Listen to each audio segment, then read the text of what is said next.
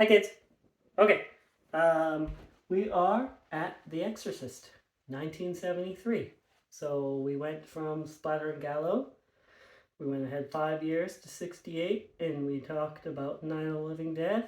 Now we're going 5 years to 73, and we're going to talk about The Exorcist.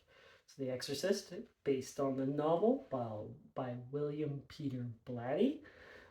He based that on reported true reported exorcisms.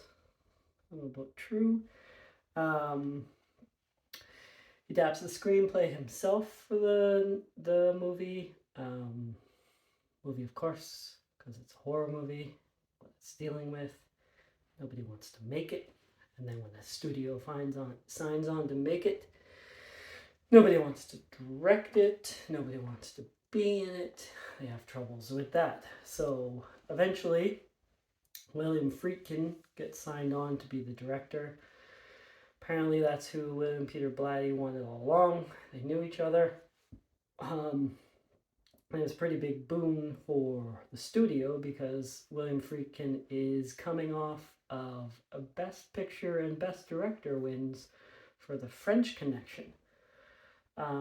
So, William Friedkin, somebody who probably wasn't the safest director on set. There are stories about the filming being cursed and everything, and everybody getting injured and people dying, and not on set afterwards. But I think a lot of the injury and stuff has to do with just the way William Friedkin run his set. A lot of the people getting hurt on screen or acting surprised on screen is genuine. It's old school directing tactics. Probably don't fly anymore these days. If you think about something like The French Connection, there's the famous chase scene in there. It's kind of a real chase scene. It's not a chase scene like you would do today. It's not so safe. So maybe not so safe of a guy.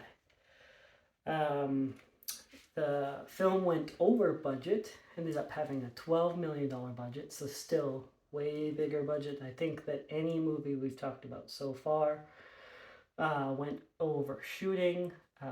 Supposed to be about 3 months shooting schedule, goes to 10 months. But it gets $441 million at the box office, nominated for 10 Academy Awards, wins 2 of them. Blatty gets Best Adapted Screenplay for adapting his own work, and wins Best Sound. Ellen Burstyn is the mother in the movie. Her part was based on Shirley MacLaine. William Peter Blatty apparently knew Shirley MacLaine. William Friedkin didn't want to cast her because she was just in a exorcism movie, apparently. So William Peter Blatty also was friends with Groucho Marx, was on his show You Bet Your Life, won some money, used that money to take time off to write the novel. Let's talk about the makeup. So the makeup in this movie was done by Dick Smith. Dick Smith was the makeup artist of the 70s. So he's probably next in our line from Lon Chaney, Jack Pierce, Dick Smith. Dick Smith did the makeup for The Godfather, for Taxi Driver, for Death Becomes Her. That's not the 70s, but Dick Smith's protege is Rick Baker. Rick Baker, of course, does the werewolf in An American Werewolf in London. The score in this movie is done by Jack Nitzsche. Jack Nitzsche, if you don't know, started out as a conductor, arranger, working with Phil Spector and his Wall of Sound. Co-wrote a song with Sonny Bono, Needles and Pins. Ramones covered that. Does a lot of the arranging for early Rolling Stones.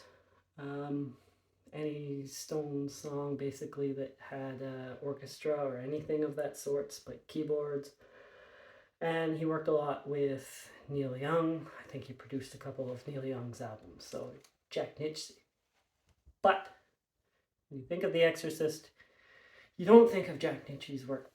You probably think of Tubular Bells, which is not his work. It's Mike Oldfield off his album Tubular Bells. So gotta give credit there. Is there anything I haven't really talked about? Right, I'm trying not to talk about the content of the movie if there's anybody who hasn't seen it. I think that's about it for this video.